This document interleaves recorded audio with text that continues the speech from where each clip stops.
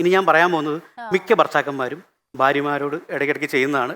കൂടുതൽ ആലോചിച്ച് കാട് കയറൊന്നും വേണ്ട. ഈ സ്വർണം പണയം വെക്കാൻ നമ്മൾ ചോദിക്കത്തില്ലേ, സാധാരണ ചോദിക്കുന്നത് എടി വേറൊരു മാർഗ്ഗമില്ലാത്തതുകൊണ്ടാണ്, അടുത്ത മാസം എടുത്ത് തന്നേക്കാം, നമുക്ക് വേണമെങ്കിൽ ഇനി 1 പവൻ കൂടെ കൂട്ടി മേടിക്കാം, ഇങ്ങനെയൊന്നും പറഞ്ഞു കഴിഞ്ഞാൽ വൈഫ് തരത്തില്ല. അതിന് നമ്മൾ കാവ്യാത്മകമായിട്ട് പ്രസന്റ് ചെയ്യണം, റൊമാൻറ്റിക്കായിട്ട് ചേർന്ന് നിന്നിട്ട് ചന്ദ്രികക്കെന്തിന് വൈഡൂരം കാട്ടാറിനെന്തിന് പാദസരം എൻ കൺമണിക്കെന്തിനാഭരണം. താലിമാല വരെ അവൾ എടുത്തു തരും. ഓരോ മാസം കഴിയുമ്പോഴത്തേക്ക് പണയം തിരിച്ചു വയ്ക്കുമ്പോൾ നമ്മൾ അടുത്ത പാട്ടിറക്കും. എള്ളോളം തരി പൊന്നന്തീന നെല്ലി തഞ്ചാവൂർ പട്ടന്തീന. പക്ഷേ ഈ പരിപാടി ഞാൻ എൻ്റെ വീട്ടിലിറക്കിയപ്പോൾ എൻ്റെ വൈഫ് എന്നോട് പറയുക, കരിങ്കാളിയാണേ കൊടുങ്കല്ലൂർ വാഴണ പെണ്ണാണ്. കൊടുവാളെടുത്ത് അവൾ വാളെടുക്കുന്നതിന് മുമ്പ് തന്നെ ഞാൻ എന്ത് ചെയ്തു, പണയെടുത്ത് അവൾക്ക് കൊടുത്തു.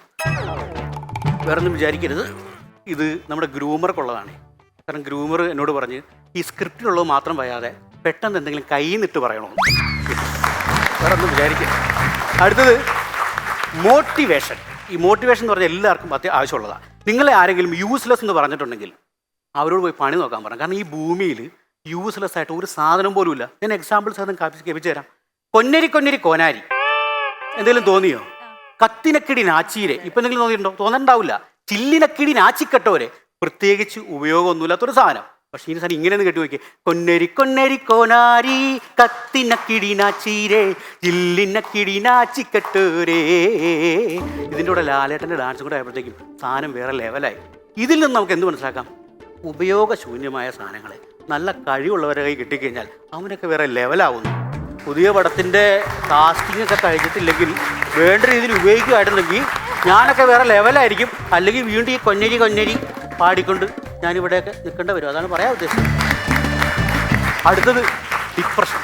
എല്ലാവരോടും ചോദിച്ചാലും എനിക്ക് ഡിപ്രഷനാണ്. എനിക്കും ഉണ്ടാവാറുണ്ട്. എനിക്ക് ചില പാട്ടുകൾ കേട്ട് കഴിഞ്ഞാലേ പെട്ടെന്നൊക്കെ ഡിപ്രഷനാവും, ഭയങ്കര നിരാശ വന്നു. ഒരു പാട്ടാണ് ദൂരെ കിഴക്കുതിക്കും മാണിക്കച്ചെമ്പഴുക്ക. ഈ പാട്ട് കേട്ട് കഴിഞ്ഞാൽ നിങ്ങൾ ഓർക്ക് എങ്ങനെയാണ് ഡിപ്രഷൻ ഉണ്ടാവുന്നത്? ഈ ചരണം ഭാഗത്തൊരു സാധനം ഉണ്ടെന്നേ കേട്ടോ. തെക്കേ തൊടിക്കരികിൽ കാലൊച്ച തിരിച്ചെറിഞ്ഞു തുളുനാടൻ പൂമ്പട്ട് വിരിച്ചു വെച്ചു നിന്നെ കെട്ടിപ്പിടിച്ചു ഞാൻ ചെന്തളിർ ചുണ്ടത്തു മുത്തം തരും.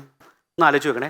തെക്കേ തൊടിയിൽ വന്ന് തുളുനാടൻ പട്ട് വിരിച്ചു കെട്ടിപ്പിടിച്ച് ചെന്തളിർ ചുണ്ടത്ത് ലിപ്പ് ലോക്ക് ചെയ്ത് അങ്ങനെ നിൽക്കുമ്പോൾ അവിടെ എന്തെങ്കിലും നടക്കുമെന്ന് വിചാരിക്കുമ്പോഴത്തേക്കും അടുത്ത ലൈൻ പറയുകയാണ്, ഒരു കൃഷ്ണത്തുളസിപ്പൂ നുള്ളി മുഴുത്തുമ്പിൽ ചാർത്തി തരൂ.